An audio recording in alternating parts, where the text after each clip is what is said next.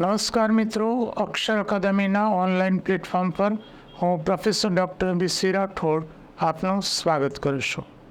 બંધારણની કલમોના પરિચય અંતર્ગત આજે આપણે કલમ નંબર 56 અને 57ની જોગવાઈઓ જોઈશું.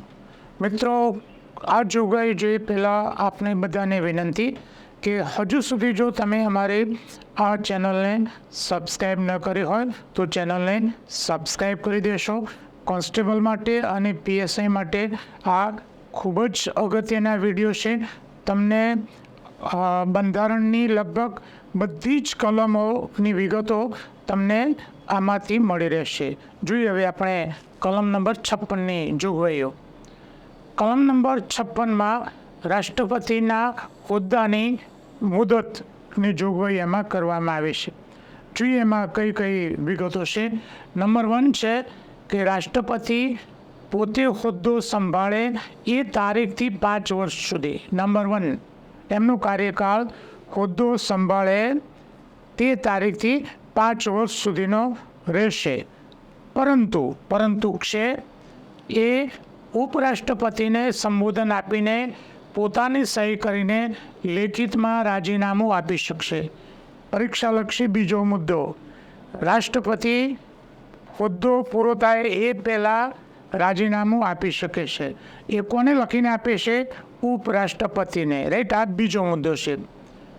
બંધારણની કલમ 61 પ્રમાણે પરીક્ષા માટે અગત્યની છે, આપણે જોઈશું. મહાભિયોગની કાર્યવાહીથી સંસદ રાષ્ટ્રપતિને હોદ્દા પરથી દૂર કરી શકે છે કે 5 વર્ષ પૂરા થયા પહેલાં કલમ નંબર 61ની કાર્યવાહી મહાભિયોગની છે.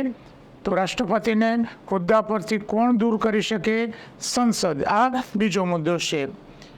રાષ્ટ્રપતિ પોતાના હોદ્દાની મુદત પૂરી થયા પછી પણ પોતાના ઉત્તરાધિકારી હોદ્દો ન સંભાળે ત્યાં સુધી ચાલુ રહેશે.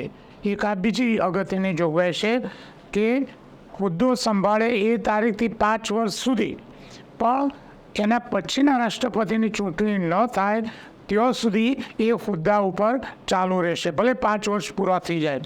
અને બીજી મહત્ત્વની બાબત છે કે પોતાને સંબોધાયેલા રાજીનામાની જાણ ઉપરાષ્ટ્રપતિ લોકસભાના અધ્યક્ષને કરે છે.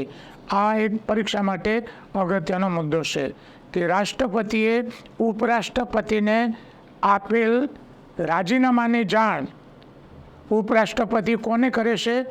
લોકસભાના અધ્યક્ષને કરે છે. જોઈએ મિત્રો બીજી વિગતો. હા, રાષ્ટ્રપતિ એના પછીની કલમ નંબર 57 છે. વિગત ઓછી છે એટલે રાષ્ટ્રપતિનો હોદ્દો ધરાવતી કે ધરાવી ચૂકેલ વ્યક્તિ આ બંધારણની અન્ય જોગવાઈનો અધીન રહીને એ હોદ્દા ઉપર ફરીથી ચૂંટાવાની લાયક રહેશે. એટલે કલમ નંબર 57માં એ જોગવાઈ છે કે એકવાર રાષ્ટ્રપતિ બન્યા પછી એ ફરીથી રાષ્ટ્રપતિ તરીકે ચૂંટાઈ શકે છે. મિત્રો, બંધારણ અંગેના અમારા 2 પુસ્તકો છે, ભારતનું બંધારણ અને રાજ્ય વ્યવસ્થા, જેમાં વન-લાઇનર અને MCQ સ્વરૂપે છે. કોન્સ્ટેબલ અને ક્લાસ 3 માટે પ્રશ્ન સ્વરૂપે ખૂબ જ ઉપયોગી પુસ્તક છે. ડિટેલમાં સ્ટડી કરવા માટે અમારું પુસ્તક છે ભારતનું બંધારણ અને રાજ્ય વ્યવસ્થા. આ ઉપરાંત અમારી 2 ટેલિગ્રામ ચેનલ છે. બી.સી. રાઠોડ કરંટ અફેર્સ, જેમાં રોજે રોજનું કરંટ અફેર્સ ઉપરાંત માસિક કરંટ અફેર્સ તેમજ દરરોજની 10 થી 15 જેટલી પોસ્ટ અને 1-2 ફ્રી વિડીયો એમાં મૂકવામાં આવે છે. આ ઉપરાંત ગૌરવવંતી ગુજરાતી ટેલિગ્રામ ચેનલ છે, જેમાં ગુજરાતી ભાષા, સાહિત્ય અને વ્યાકરણને લગતી પોસ્ટ મૂકવામાં આવે છે.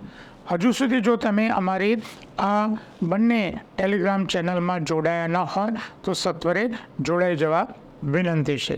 વધુમાં આજનો આ વિડીયો પસંદ આવ્યો હોય તો લાઈક કરીને શેર કરવાનું ભૂલતા નહીં. અને હજુ સુધી જો તમે અમારી આ ચેનલમાં જોડાયા નથી તો અમારી ચેનલને સબસ્ક્રાઈબ કરવા વિનંતી છે.